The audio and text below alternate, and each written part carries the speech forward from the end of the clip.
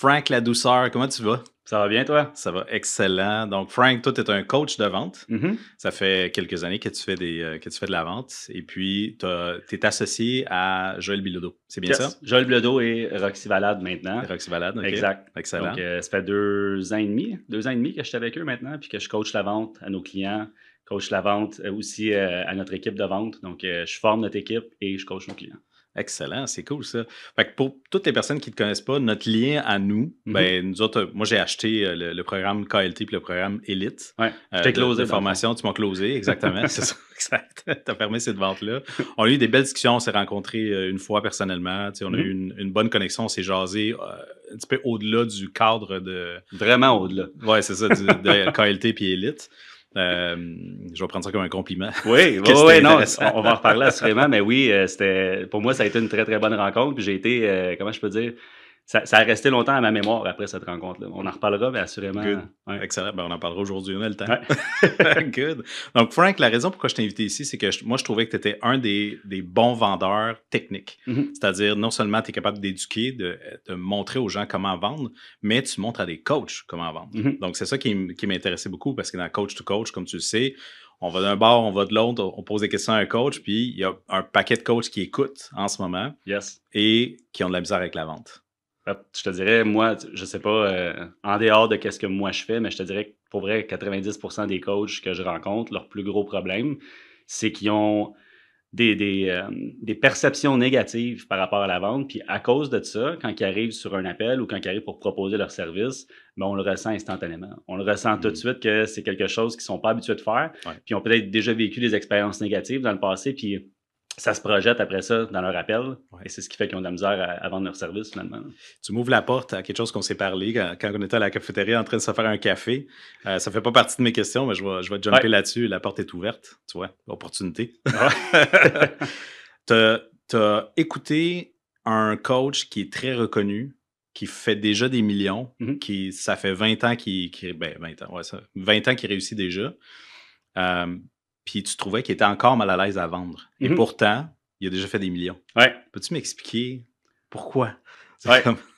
En fait, tu sais, ce coach-là, pour vrai, j'ai assisté à une de ses conférences virtuelles, je peux dire, qu'il a faites. Puis je suis capable de comprendre pourquoi il a du succès en business. Parce qu'il donne énormément de valeur. Puis il fait de gaieté de cœur. Tu le vois qu'il est bienveillant dans ce qu'il fait. Ce qui fait qu'il va attirer des gens quand même à l'intérieur de son écosystème. Par contre, s'il a fait des millions, combien il aurait fait si vraiment il y avait un processus de vente puis qu'il avait été plus à l'aise à ce niveau-là? Ouais. Il a quand même réussi. Puis je veux dire, honnêtement, c'est sa signature à lui. Puis je veux dire, ça fait du sens, qu'est-ce qu'il fait. Mais au final, si présentement il fait déjà des millions, faut se poser la question. S'il avait été vraiment sharp en vente, combien il aurait fait? Ouais, ça aurait été intéressant. Puis, outre le fait des revenus, parce que souvent, c'est ce qui fait que les gens perçoivent la vente de façon négative, on va parler aussi de transformation. Donc, combien de personnes il aurait impacté? Parce que lui, c'est ça son discours. Ouais. Tu sais, je vais reprendre ses mots, je suis un passeur. Ça. Mais il aurait fait combien de passes de plus s'il avait été en mesure de capitaliser sur ça? Donc, si on va un petit peu plus loin dans cette question-là, un coach qui ne vend pas de façon optimale ne sert pas de façon optimale non plus. Il manque des opportunités, c'est sûr. Donc, même de servir. Oui, exact. Dans son intention propre, pas nécessairement faire de l'argent. Faire de l'argent, c'est cool, mais c'est le résultat. C'est le résultat aussi de transformation. Ouais. Ça veut dire que tu n'as pas réussi à, pas convaincre, parce que c'est pas le mot que je veux, mais à inciter une personne ou dissuader, pas dissuader, motiver une personne à aller de l'avant et dire « Hey, fais le pas que tu as besoin, fais ton investissement sur toi-même là-dessus, avec ça. » Le discours que j'ai par rapport à ça, justement, puis c'est drôle, on parle de ça parce qu'on vient de faire un challenge il y a comme une semaine, puis c'est exactement ça qu'on disait, c'est si tu possèdes quelque chose qui peut aider les gens, c'est un devoir moral, en fait, selon moi, de faire connaître cette solution-là, puis d'aider ces gens-là à faire un step qu'ils n'ont peut-être jamais fait avant. Tu comprends? Fait qu'on va toujours je veux enlever vraiment le concept de l'argent, là, parce que c'est souvent ça qui refroidit les gens. Ouais. C'est un devoir moral. Tu sais, si tu es coach, puis que tu as quelqu'un en face de toi qui souffre, puis que tu le sais que tu peux l'aider, ben, arrête de penser à la vente, arrête de penser au close. Pense à qu'est-ce que je peux faire dans sa vie à cette personne-là si je réussis à lui faire un saut qu'elle n'a jamais fait avant. Oui, tout à fait. Good. Ça m'amène à ma première question officielle. Yes!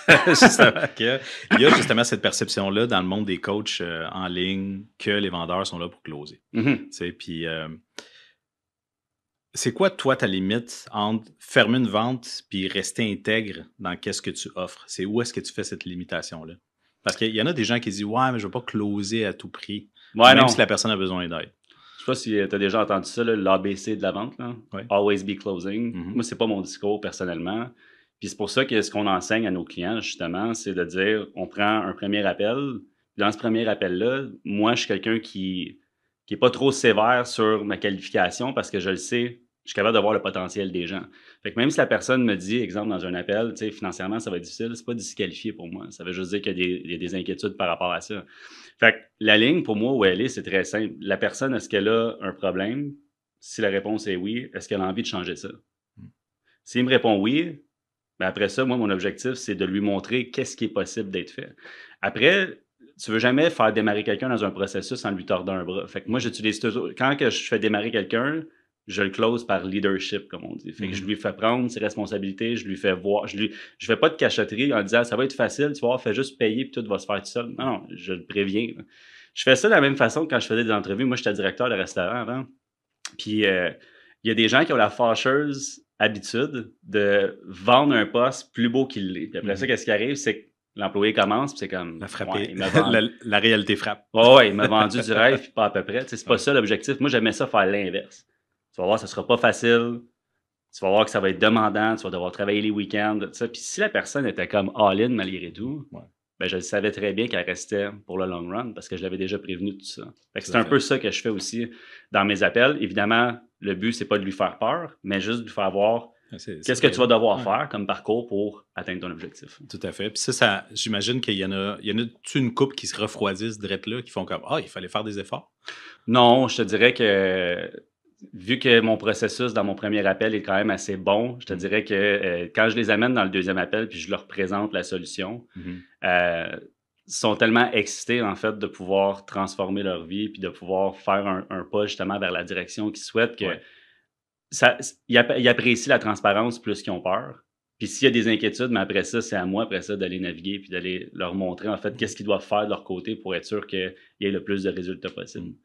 Donc, fait que là, tu as ouvert la porte, dans le fond, tu n'avais pas mentionné que tu avais 2 appels, mais là, tu as mentionné dans mon premier appel, ce qui implique qu'il y avait un premier appel. Fait que c'est quoi la différence entre ton premier appel et ton deuxième appel? C'est quoi le but du premier puis le but du deuxième? Le premier appel, pour moi, sert à découvrir un peu, numéro 1, qu'est-ce qui fait que la personne est sur l'appel avec moi aujourd'hui. Donc, je veux comprendre qu'est-ce qui t'a motivé à prendre cet appel-là, puis ça dépend du contexte. Il y a plein de façons d'amener des gens sur un appel, mais généralement, si ça vient de la publicité, ben, je veux savoir qu'est-ce qui a capté ton attention sur la publicité pour prendre cet appel-là aujourd'hui. Donc, dépendamment du contexte, je veux savoir pourquoi tu es là. Un coup qu'on a ça, puis il me dit le pourquoi il est là, puis j'ai été creusé à comprendre, ben, je veux savoir autour de ce pourquoi-là, c'est quoi la situation qui est autour de ça. Donc, c'est quoi le contexte? J'appelle ça des questions de contexte pour comprendre vraiment, il arrive quoi autour de cet enjeu-là présentement. Fait que ça, c'est ce que je vais faire dans le premier appel, puis après ça, on va gratter. La problématique, c'est quoi? Ça fait combien de temps que tu vis ça? C'est quoi les répercussions que ça donne dans ta vie en général, ce problème-là? Donc, on va venir peindre ce que j'appelle, puis c'est pas sexy dit de même, mais c'est comme ça que je l'enseigne. On vient peindre, en fait, l'île de l'enfer, comme la situation actuelle. C'est ce qu'on veut. C'est ce qu'on veut peindre avec la personne, puis c'est pas moi qui lui dis des choses, c'est moi qui lui pose des questions pour que lui-même prenne conscience. Tu le découvres. Tu fais découvrir qu'en ce moment, t'es pas dans une bonne situation. Exact. Puis, tu sais, on voit ça souvent, les gens minimisent le problème parce qu'ils veulent montrer comment, tu sais, c'est pas si grave, tu vois, on peut t'aider. Oui, exactement. Mais oui, c'est grave. Il est correct, le clou dans mon pied. Ouais, c'est ça. J'ai mal à l'œil, je comprends pas pourquoi, mais j'ai une fourchette dans l'œil. Tu sais, c'est comme, c'est un peu ça. Il faudrait peut-être que je l'enlève. Exact. Fait que vraiment, le premier appel pour moi, c'est on découvre la situation, on définit le problème, on parle des solutions possibles. Qu'est-ce que tu as essayé dans le passé pour résoudre ça? À quoi ressemblerait ta vie aussi si tu n'avais plus ce problème-là? Ça te permettrait de faire quoi? C'est un reality check que tu fais. Là. 100%. Comme, littéralement, c'est comme, OK, voici ta situation body, on la met sur la table, t'aimes-tu ça? Exact. Est-ce que tu as envie de changer ça? Pourquoi maintenant? Pourquoi pas avant? J'ai déjà été ce client-là. Puis là, je te parle d'une expérience que j'avais vécue avant 2010, où est-ce que j'avais appelé justement une compagnie de coaching aux États-Unis, puis il avait fait ce processus-là, exactement. Il avait étalé les choses, puis à ce moment-là, mon développement personnel, il était pas ce qui est maintenant. Puis il m'a fait trigger, comme big Ouais. time. Là. Il m'a fait trigger parce qu'il m'a fait réaliser à quel point ma vie c'était de la merde. Ouais. À ce point-là. Sad true. Puis là, exactement, il dit sad but true, tu sais. Puis là, Ouais. il me dit, OK, ben là, ta vie c'est comme ça. Il est revenu réappuyer sur tous les points pour me dire à la fin, OK, tu veux-tu faire de quoi avec ça, tu sais. Puis là, je dis oui. Je dis, OK, ben si c'est oui, puis tu m'as dit oui toute la ligne, on est rendu à l'étape où t'embarques. Tu sais. Puis là, je me suis senti Pushy. Mm-hmm. Juste ce bout-là. Ouais, ben, tu me l'as dit, puis ça m'a fait faire un frisson. Exact. Tu sais, comme à quel point toute une méthode au complet peut être scrappée avec une mauvaise question. Oui, cette question-là n'était pas bien placée. Puis je veux dire, tu sais, au final, il assume que tu veux acheter le service. Exact. Il a assumé quelque chose qui a fait en sorte que ça a créé ce qu'on appelle du sales resistance. Ouais. Fait qu'avant d'aller dire, fait que là, on est rendu à l'étape de signer pour que tu sortes ta carte de crédit, comme wow, 2 secondes, j'ai même pas dit que ce que tu me présentais faisait vraiment du sens. Il y a plein d'étapes à faire avant. Ouais. Moi, j'aime toujours dire, avant de faire le price drop là, de ton service, il faut que tu valides plein de choses. Ouais. Est-ce que tu sens, Adriane, que la solution que je t'ai proposée aujourd'hui te permetrait de X, Y, Z? Ouais. Oui, vraiment. OK, pourquoi? Qu'est-ce qui laisse croire ça? Ouais, viens te convaincre toi-même que ce que je te propose aujourd'hui, c'est la meilleure chose pour toi. Je ne veux pas rien assumer. Là. Ça, là. Ce que tu viens de faire là, c'est ce que je trouve que la plupart des gens ne font pas. C'est de dire, de inverser la table, ce que j'appelle turn the tables, puis demande à l'autre personne ben, pourquoi elle se joindrait. Puis vraiment, fais-la travailler pour rentrer. Et ça, c'est anti-needy, justement. C'est pas needy. C'est que je ne laisse pas rentrer n'importe qui. Oui, ça donne la perception à la personne qui est le prospect que je suis en train de me qualifier moi-même pour faire le programme. Je suis en train de moi-même expliquer pourquoi cette solution-là serait la meilleure pour moi. Fait que ça vient jouer vraiment un autre rôle que « T'es-tu prêt à signer? » Oui, exact. Puis l'autre chose derrière ça, puis confirme-moi, mais toi, pour vrai, tu ne veux pas faire rentrer n'importe qui. Non. Oui, c'est vrai que tu veux faire des ventes, puis oui, tu es bon, puis tes chiffres sont bons parce que tu maîtrises ton métier. Mais des fois, je suis sûr que tu as des red flags. J'en ai souvent. Red flag, OK, je vais le valider. Puis là, il va falloir que tu me convainques un petit peu plus avant que je te laisse rentrer. Oui. Ça, tu l'apprends avec l'expérience. Puis je te dirais, tu sais, malheureusement, ma première année que j'ai fait de la vente comme ça en ligne, j'ai laissé passer des gens que j'aurais jamais dû laisser passer. Mais tu apprends, tu comprends? Puis je veux dire, justement, c'est ce qui fait qu'aujourd'hui, je pense que je suis très éthique dans ce que je fais. Tu sais, pour être 100% honnête, si j'ai 10 appels à mon agenda, puis que les 10, je les fais, il n'y a pas de no-show ni rien, sur ces 10-là, il va en avoir 5 qui vont passer en deuxième appel. Puis sur ces 5-là, ben, des fois, il y a des gens que je disqualifie parce qu'en faisant le deuxième appel, je vais creuser un peu plus loin, puis je sens qu'il y a des choses au niveau du mindset qui font que la personne va se victimiser, puis elle ne voudra pas. Fait que je te dirais, là, tu sais, sur 10 appels, je vais peut-être aller chercher 3 ventes, ce qui est très bon. Sauf qu'il y en a plein que j'aurais pu aussi aller chercher de plus. Réalistiquement, sur les 5 appels, j'aurais pas à en chercher 4-5, honnêtement. Fait que oui, tu n'as pas le choix des fois de disqualifier, puis je veux dire, ça fait partie.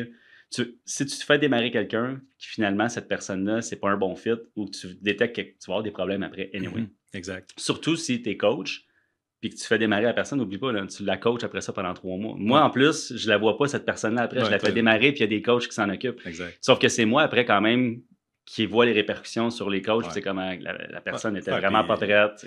Quand c'est toi qui own ta propre pas ta gaffe, parce que je te dirais que c'est plus une question que tu as laissé passer quelque chose par inexpérience à ce moment-là. Exact. Mais tu vis quand même avec la répercussion de tes amis qui font comme yo.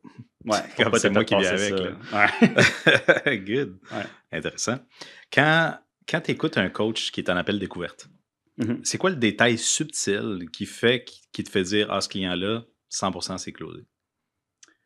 OK, fait que, juste que je comprenne, répète-moi la question, c'est la perspective. Oui, pas de problème. Donc, quand tu écoutes un appel découverte, tu es en appel découverte ou tu écoutes l'appel découverte d'un de tes vendeurs. C'est ça. C'est quoi le détail subtil que tu vas te dire, OK, c'est pas mal certain que ça va être closé? Oui, je te dirais honnêtement, le langage non verbal, en fait, excuse-moi. Okay. Parce qu'ils sont toutes vidéo, là. Oui, exactement. Okay. C'est tout le temps en Zoom, puis on enregistre justement pour pouvoir réécouter nos appels avant de faire notre deuxième appel. Ouais. Quand je vois la personne sourire souvent, quand le conseiller... La tête fait ça. Oui, la tête fait ça, puis je le vois sourire, puis je vois l'excitation. Ça, c'est un gros indicateur pour moi que la personne est bouillante. Là. Elle a besoin de se faire aider. Ouais. On pose toujours la question, souvent, c'est... Est-ce que c'est le meilleur moment pour toi, justement, de commencer à aller dans cette direction-là? Puis la personne dit, mais c'est hier. Mais là, je sais que la personne est vraiment à la recherche de quelque chose. Ça ne veut pas dire que c'est 100% assuré que la personne va démarrer, mais on a un prospect qu'on ne peut pas laisser passer. C'est comme, on le sait qu'on peut l'aider, être excité, à croire à qu'est-ce qu'on fait. Ouais. Puis on voit l'excitation. Ça, c'est des indicateurs pour moi qui sont comme, on peut la faire démarrer. Puis, je sais pas si toi tu le fais, ça, ou si tes vendeurs font ça, puis si c'est considéré comme une erreur, mais quand tu vois des signes très tôt, est-ce que tu as tendance à bypasser ton processus de vente? Ouais, ça, c'est des erreurs. Ça, c'est une méchante. Je suis content que tu parles de ça parce que on a tendance, des fois, la personne est comme, gars, moi, je suis là, je suis là pour acheter. Ça, on appelle ça des feux de paille. Ouais. Puis honnêtement, là, le nombre de fois, je pense que ça m'est arrivé au moins 10 fois avant que j'apprenne ma leçon. Puis je suis comme, je pense que les chiffres jouent contre moi quand ça arrive. Ouais. La personne te dit, je suis juste là pour acheter, fais juste me dire le prix.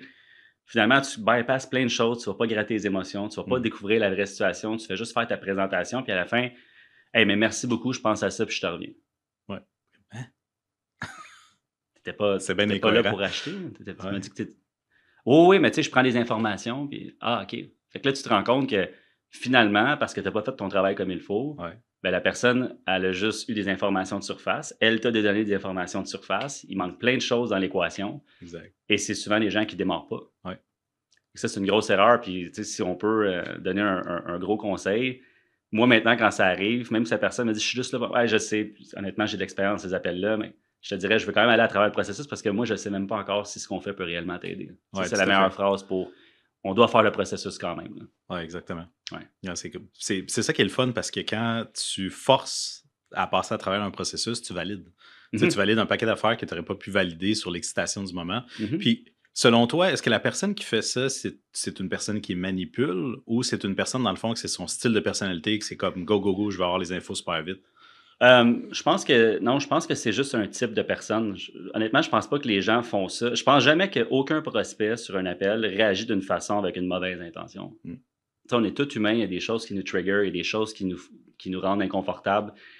On dit des choses des fois parce qu'on veut pas prendre action maintenant, donc on ment. Donc, c'est toutes des choses qui sont faites de façon non voulue.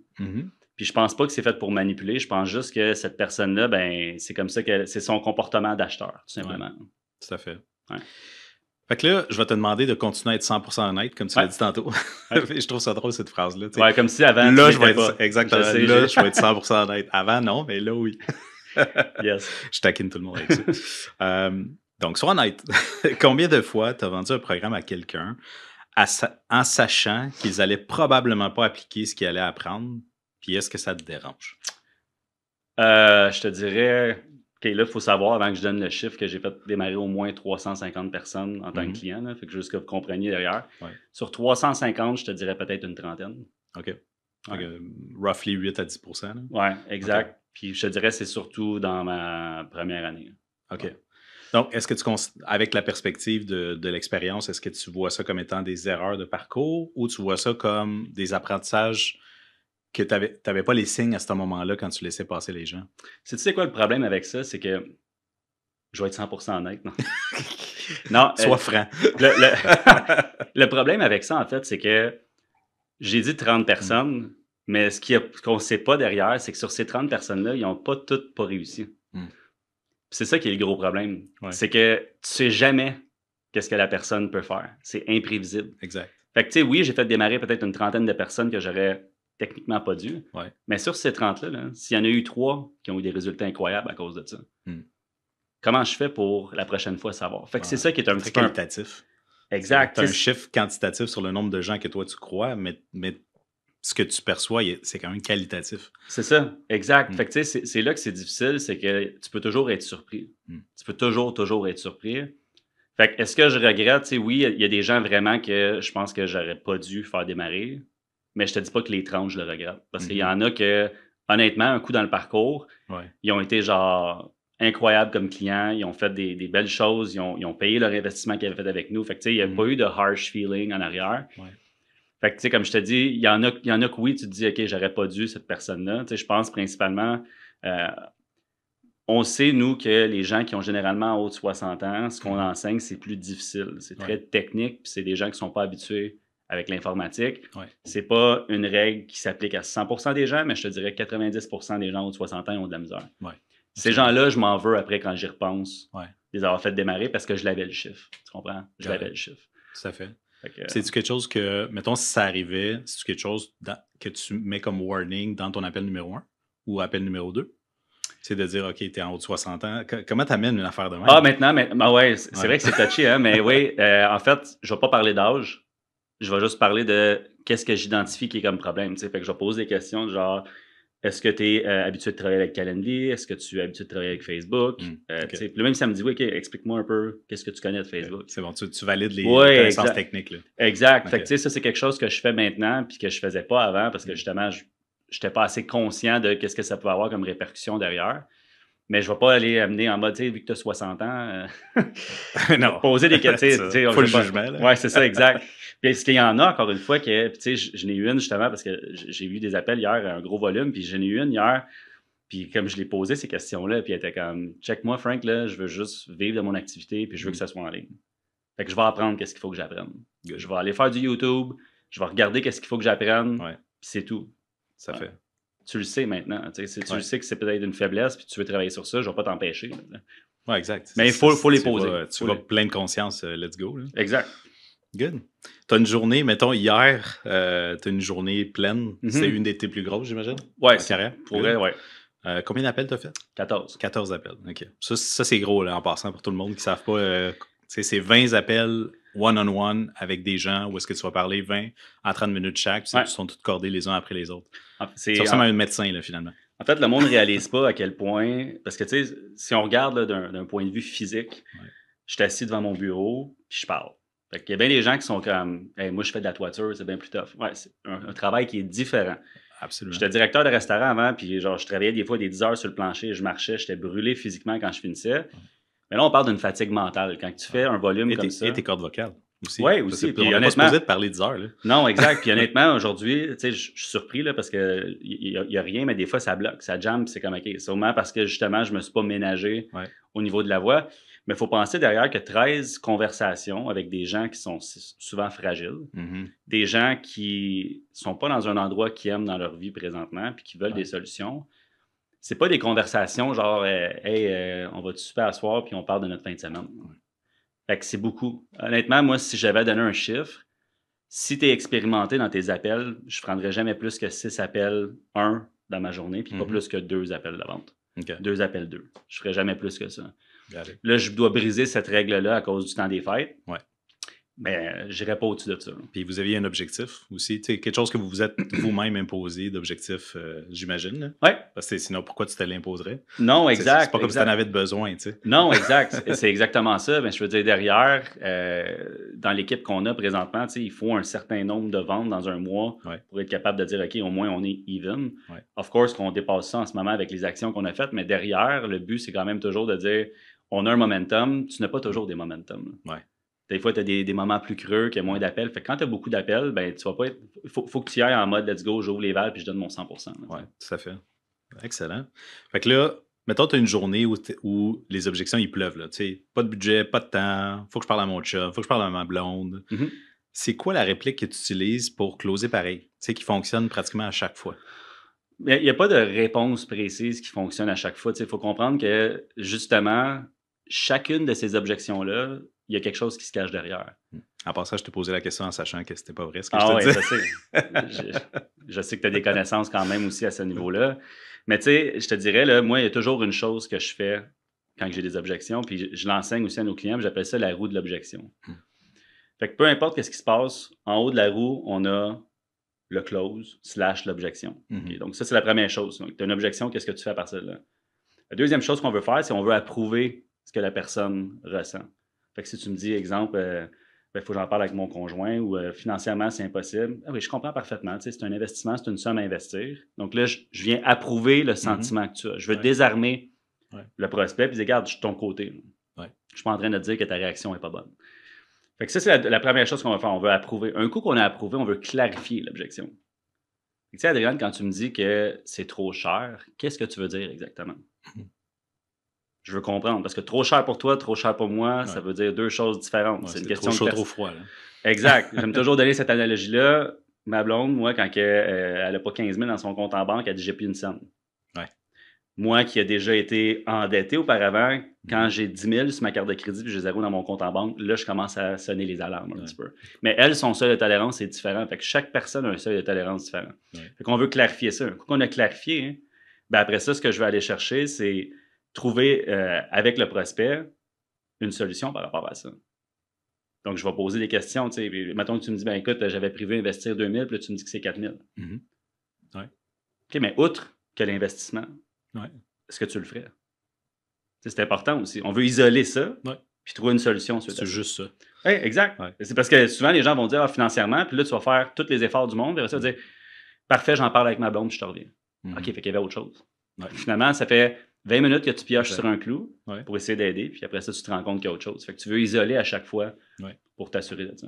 Fait qu'on enseigne cette roue-là, en fait, à nos clients, justement, pour savoir quoi faire puis comment réagir par rapport à ça. Puis les objections, pour nous, puis pour tout le monde, ça devrait être ça. C'est pas des objections, c'est des inquiétudes. Ouais. 100%. C'est quand même fou le pouvoir des mots parce que l'image que ça te donne quand tu dis objection, Mhm. il y a un objet. Ouais. Puis c'est automatiquement lourd. Ouais, c'est lourd. C'est pas léger. Alors qu'une raison, c'est comme ça peut être neutre. Mhm. C'est juste je veux juste savoir si c'est vraiment quelque chose qui fait en sorte que tu passes pas ou si c'est plus comme une interrogation que tu sais pas comment me poser en ce Exact. moment ou que tu te sens mal à l'aise en ce moment de me parler de ça parce que tu n'as jamais parlé à quelqu'un de dire OK, j'aimerais ça investir dans moi, mais je pense pas que je vaux 5 000.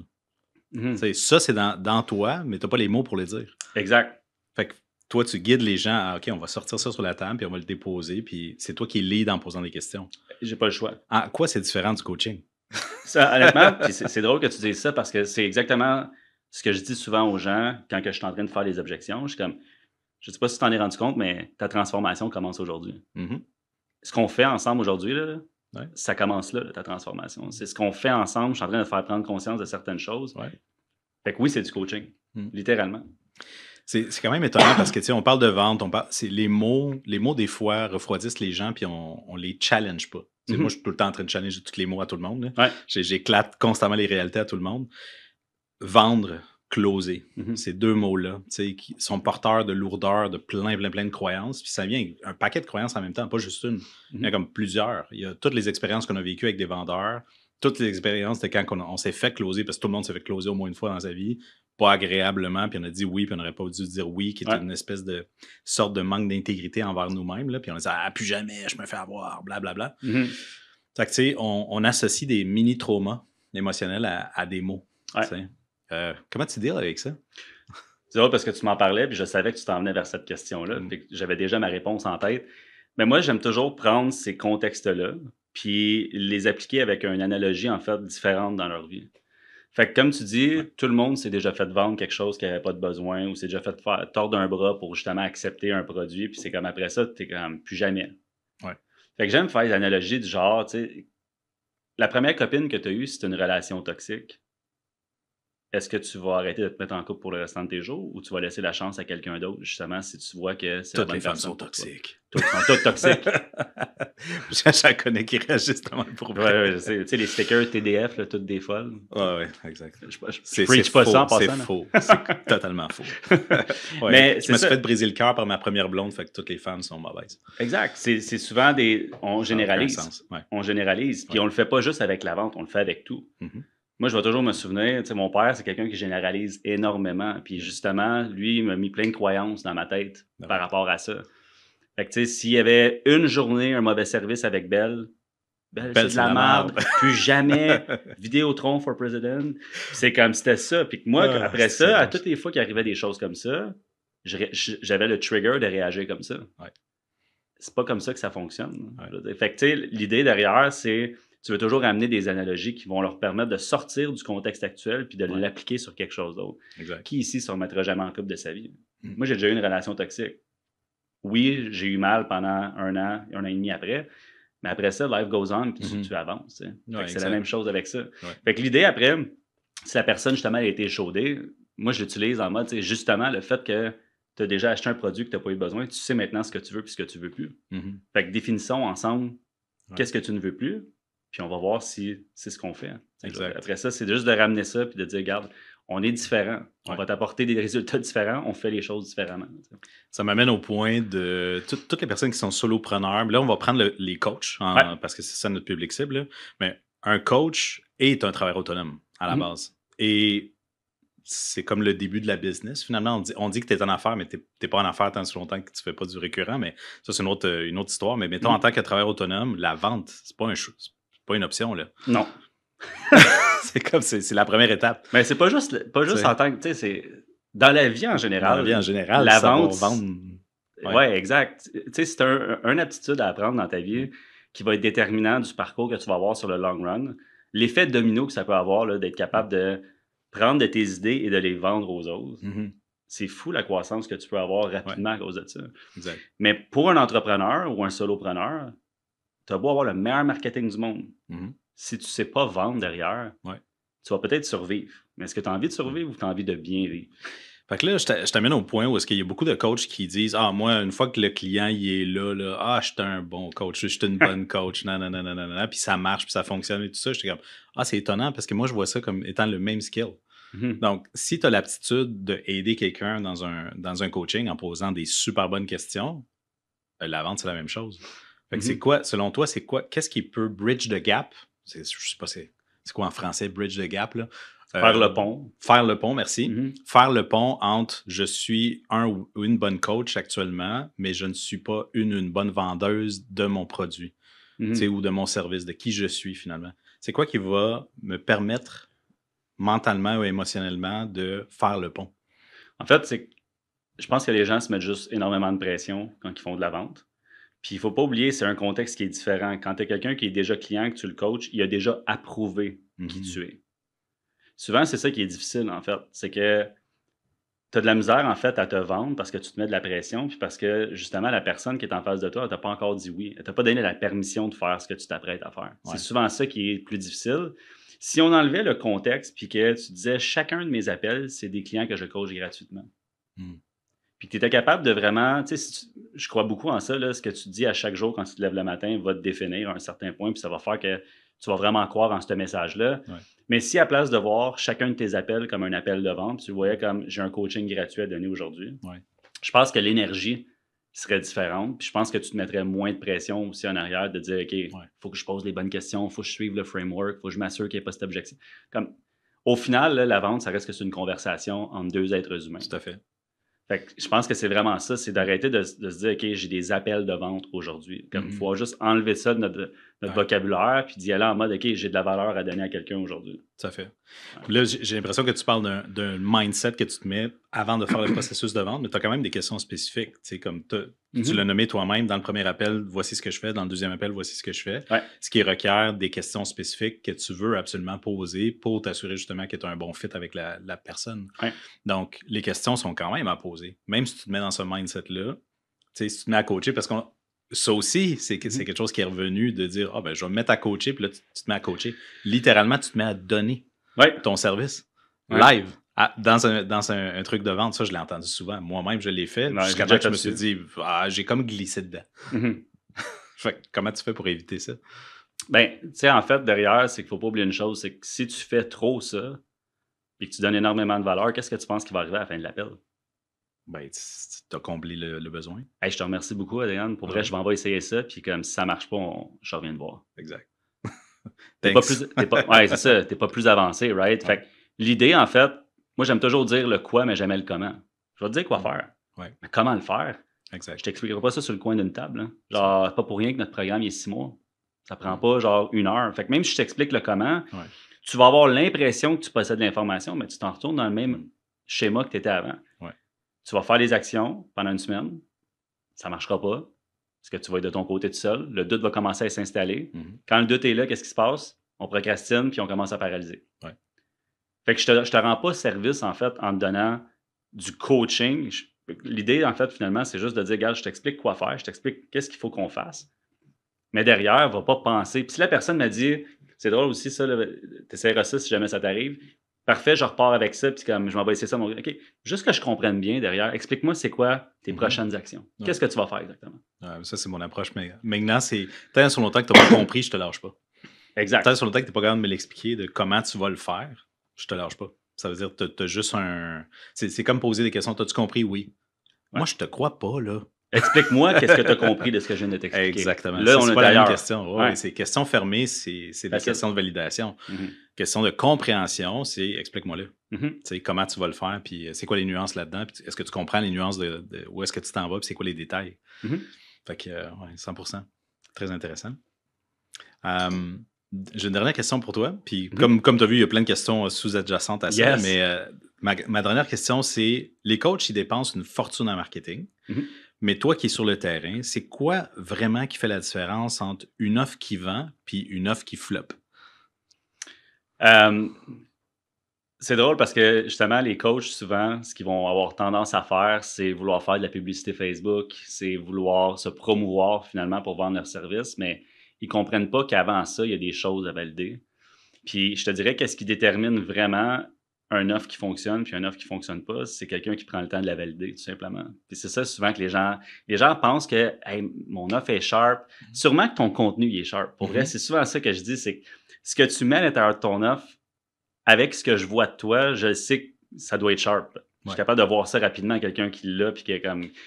Mais derrière, c'est quand tu en parles de cette offre-là, comment est-ce que tu la proposes exactement? C'est quoi ton angle, en fait? Ouais.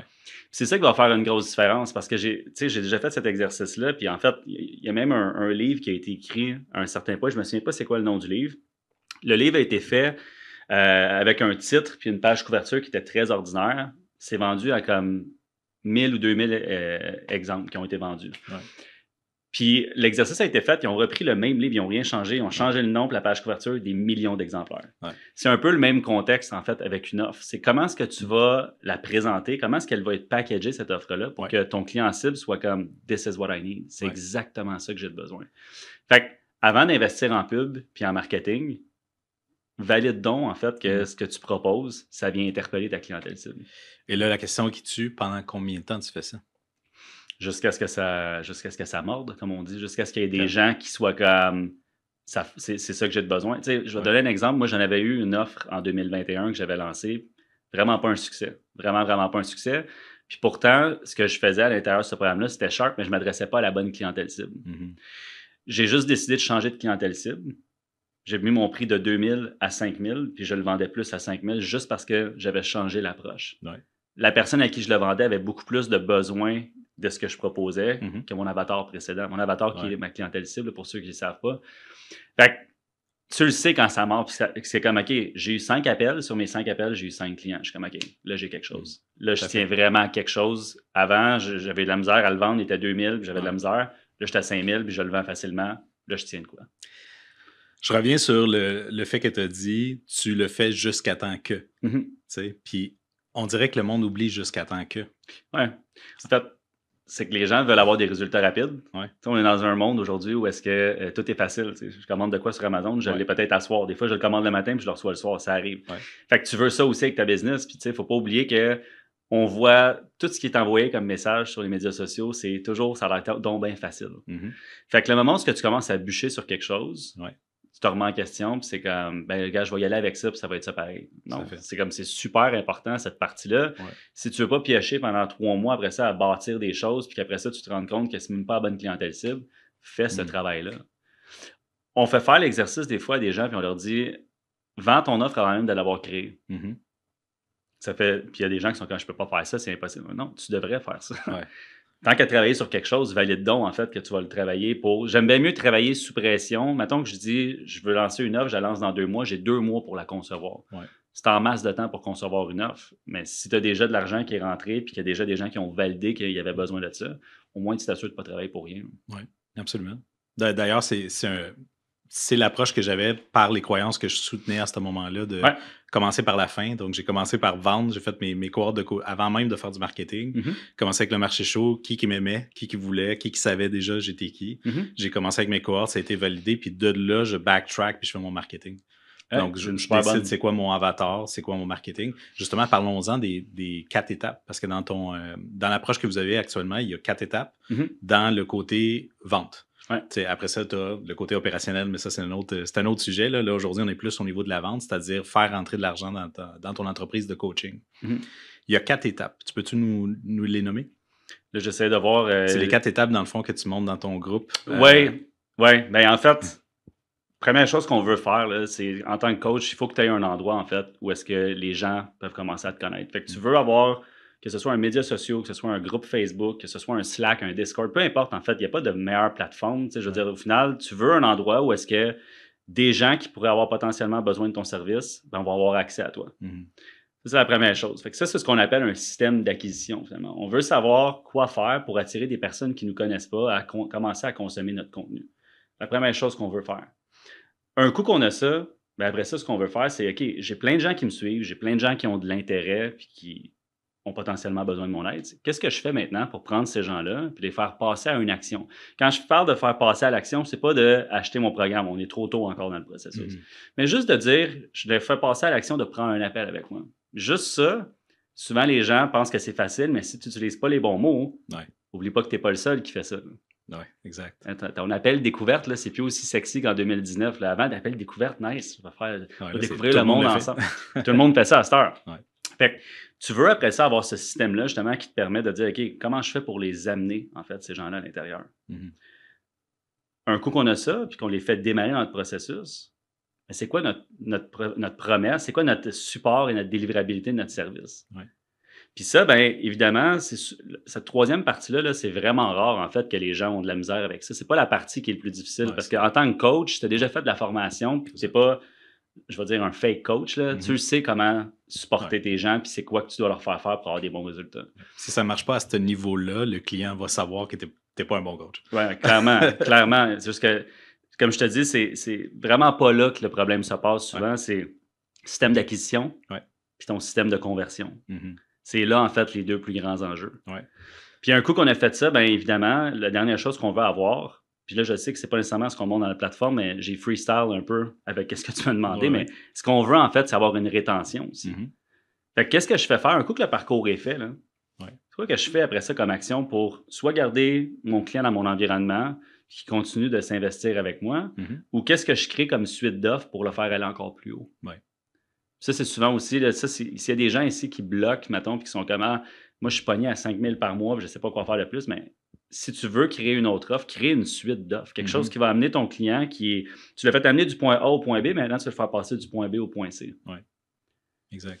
Un coup qu'on a ça, honnêtement, c'est facile après ça de reproduire. Puis là, on peut commencer à parler de dire, OK, je veux faire de la publicité, puis je veux faire, tu sais, un coup qu'on le sait que notre structure est solide, là, on peut ouvrir à plus grand puis faire de la publicité. Mais souvent, les gens commencent avec la publicité, puis honnêtement, c'est pas l'étape qui est nécessaire. Ce que je trouve dommage, justement, c'est que ça crée... Les gens se mettent beaucoup de pression puis ils failent beaucoup au début. En faisant de la publicité, en faisant un métier, dans le fond, qui s'apprend, parce que la pub, ça s'apprend, le marketing, ça s'apprend. Puis, tu nous avais montré... tu n'as pas répondu tout à fait à la question que je voulais, mais c'est pas grave, je vais revenir moi-même. De savoir c'est qui ton client cible, ton avatar. Première étape, c'est à qui tu parles. Puis c'est-tu clair, les besoins que tu es en train de parler, les objections et tout ça, est-ce que le langage il est ciblé dans la réalité de cet avatar-là? Puis après ça, est-ce que tu fais ton offre autour de cet avatar-là? Qu'est-ce que tu dis dans ton offre, c'est ça? Puis le marketing que tu fais, puis la vente que tu fais. Ces 4 étapes-là, que vous l'avez simplifié au maximum on l'a déconstruit le plus possible parce que justement, c'est un concept qui est facile, mais qui est tellement... S'il est complexifié, ben on se perd à travers ça. C'est facile de complexifier. Je veux dire, moi-même, je suis bon en marketing. Je me disais que j'étais bon en marketing jusqu'à temps que j'embarque en marketing, pour vrai. Puis là, c'est comme, OK, il y a plein de nuances, il y a plein de façons de se péter à la gueule là-dedans. Mais c'est simple. Si tu le gardes simple, puis tu fais ton avatar, puis c'est vraiment clair, tu fais ton offre, puis c'est vraiment clair, tu fais ton marketing, puis c'est vraiment ciblé comme du monde, puis ça parle, puis tu l'as testé, puis c'est OK, mais à chaque fois que je monte ça à 20 personnes, il y en a 5 qui sont intéressés. Bon, mais ça marche. Exact. C'est fonctionnel, c'est efficace. Maintenant, tu veux que ce soit efficient? Tu veux en avoir plus pour moins? C'est quoi les tweaks que tu vas faire là-dedans? Et c'est là que tu peux passer des années à peaufiner, raffiner. Ce processus-là de peaufinement, raffinement, il ne s'arrête jamais. Non. Puis il y a des gens qui croient à tort, malheureusement, que ça s'arrête à un moment donné, qu'à un moment donné, you made it. You never made it. Ça n'arrête jamais. Parce que les marchés changent, puis le monde change, puis l'attention change constamment. Donc ça, c'est dynamique. Ça ne changera jamais. Puis c'est intéressant ce que tu dis parce que souvent, tu vas avoir une période où est-ce que ça va être tranquille, puis ton système va être infaillible peut-être pendant 2 ans. Ouais. On a vécu ça, même nous. Pendant 4 ans, on avait la même méthode, le même processus. Les ventes rentraient, ça se passait bien, nos clients avaient des résultats. Puis, à un certain point, après la COVID, le comportement d'acheteur a changé. Ouais. Fait que même quand ça va vraiment bien, puis là, je parle d'une entreprise qui a déjà fait, honnêtement, du 500, 600 000 par mois.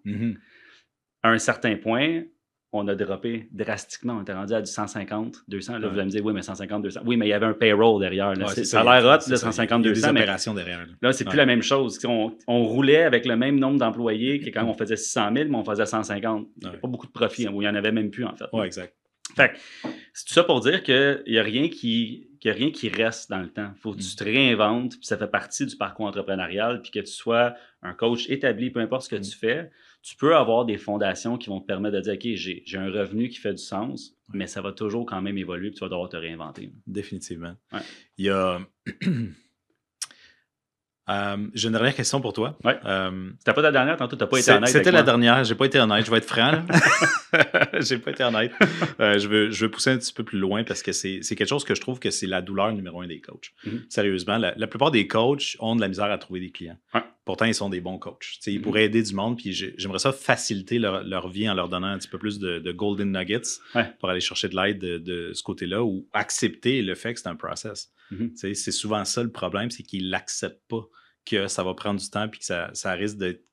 C'est un skill qu'il faut que tu développes et tu n'as pas le choix de le développer. Ouais. Tu n'as pas le choix de développer le marketing et la vente de ta propre offre. Fait que si tu dis « je suis qu'un coach » ou « qu'une coach », c'est extrêmement limitant. Exact. Il faut que tu deviennes un marketeur et un vendeur de ton offre. Entrepreneur. Un entrepreneur. C'est ce qu'on appelle un entrepreneur à l'intérieur de ça. Fait que qu'est-ce que tu leur donnerais comme conseil final pour justement accepter ce fait-là? Accepter le fait que faire le marketing de leur offre et la vente de leur offre, c'est la bonne chose à faire dans leur carrière de coach, puis c'est la bonne chose à faire pour leurs clients. En fait, je pense que la meilleure chose, c'est les tâches que tu fais en tant qu'entrepreneur quand tu es solopreneur vont évoluer au fil du temps. C'est pas parce que tu fais le marketing, la vente puis le coaching de ton programme pendant 6 mois que tu vas le faire pendant 10 ans. La réalité, c'est que pour commencer, tu pourrais commencer puis dire j'engage un closer qui fait mes appels, j'engage une équipe de marketing. Le problème, c'est que si tu ne génères pas de vente, à moins que tu aies un 200, 300 000 dans ton compte personnel que tu veux dépenser, ça ne fait pas de sens. Puis comment tu vas faire pour déléguer ces tâches-là si toi-même, tu ne les maîtrises pas? Fait que ce que je dirais en fait à ces gens-là, c'est normal que ce soit inconfortable, mais qu'est-ce qui vient avec l'inconfort généralement? C'est de la croissance, c'est de l'expansion, right?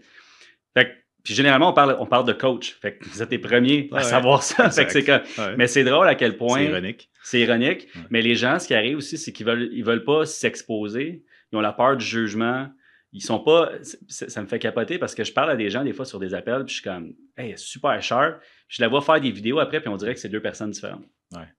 Puis ça, pour moi, c'est justement là qui est l'enjeu. C'est que si on arrêtait de se mettre de la pression quand on fait du contenu puis qu'on faisait juste être nous-mêmes, si tu sacres dans ta vie en général, tu peux sacrer sur tes vidéos. On s'en fout. Yeah. On s'en fout. Si tu es quelqu'un qui est émotif dans la vie, tu as le droit de pleurer sur ta story quand tu fais du contenu.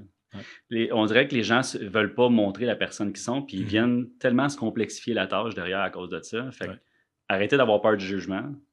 Apprenez cette aptitude-là, puis c'est comme faire du basic. Au début, c'est tough, mais à un certain point, ça devient un automatisme. C'est fascinant quand même que des coachs se ramassent dans la même situation, dans un autre contexte, qui est exactement la même situation que leurs clients. Exact. La même. Puis ils font les mêmes objections, ça revient au même, tu sais. Fait que, en tant que coach de vente, tu dois trouver ça marrant de coacher des gens qui sont des coachs sur des affaires que tu dis, ben oui, tu fais ça dans la vie. C'est ça ton purpose. C'est ça ton purpose. Exact. Mais oui, 100%. Puis honnêtement, tu sais, je mentirais de dire que même moi, tu sais, je coach la vente. J'ai déjà eu des objections. Oui. Pourtant, le produit était bon. Est-ce que la personne en face de moi qui me proposait le produit était malhabile? Oui, des fois. Mais des fois, j'avais des peurs aussi. Ouais. Ça reste quand même que... C'est pour ça qu'on ne peut pas juger personne, selon moi. Parce que si on prend le contexte de la personne, puis qu'on a déjà fait ça. Ouais. Tu sais, je sais pas si ça t'est déjà arrivé, mais tu sais, sur la route, des fois, là, je donne un exemple, la lumière, elle tourne verte, puis la personne en face de toi est déconcentrée, là, Mhm. puis elle avance pas, puis là, tu klaxonnes, t'es comme, ah ouais, avance, puis t'es fâché. Moi, je vais te poser la question, ça t'es-tu jamais arrivé de ta vie, ça, que t'as été Mhm. distrait puis que t'es resté à la lumière? Ouais. Mais c'est la même chose, tu comprends? Fait que le moment où tu l'as fait une fois, t'as pas le droit d'être fâché après quelqu'un parce que c'est peut-être sa première fois, lui aussi, que ça arrive. Tu Ouais, le sais absolument. pas. Absolument. Je dis, je prends aussi l'exemple de tu te fais couper, tu n'as aucune idée si la personne t'a vu, si elle Exact. avait envie de caca, si son Ouais. enfant est à l'hôpital. C'est comme tu n'as aucune idée du contexte. Tu sais, Exact. la seule affaire que tu sais, c'est voici ce qui s'est passé, puis toi aussi, tu l'as déjà fait. C'est sûr que tu l'as déjà fait. C'est impossible que tu pas fait ça. Fait que c'est pour ça que je dis, tu sais, derrière, même si tu enseignes le mindset puis que tu es dans une période plus creuse, ben, ça arrive. Ouais, C'est just part of life, là. tout à fait. En concluant, Ouais, où est-ce qu'on peut te trouver où est-ce qu'on peut te trouver? Parce que toi, tu sais, tu fais partie d'une organisation, mais c'est pas ouais, toi qui es devant, là, ouais, souvent. ouais.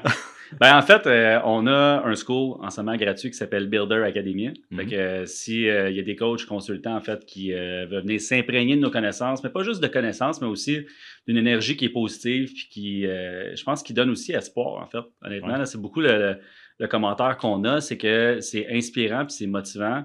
Puis c'est un groupe qui est 100% gratuit. Après, oui, on est honnête. C'est sûr que quand on donne du contenu comme ça, ben, à un certain point, si on voit que la personne est motivée, ben, on va essayer de l'amener sur un appel. Mais d'entrée de jeu, le but n'est pas de Mhm. closer les gens à l'intérieur, c'est Ouais. consommer du contenu, aller chercher vos premiers clients. Ouais. Puis si vous voyez après ça qu'on est les bonnes personnes pour vous aider, ben c'est vous qui allez venir vers nous pour ça. That's it. Ouais. There you go. Frank Ladouceur, merci beaucoup d'avoir C'est un participé. plaisir, man. La prochaine étape, ça va être toi là, qui prends le mic. C'est toi qui Yes! prends le contrôle de tout ça. Tu vas me poser des questions, puis on va continuer. Merci beaucoup d'être là. Merci à toi, man. All right.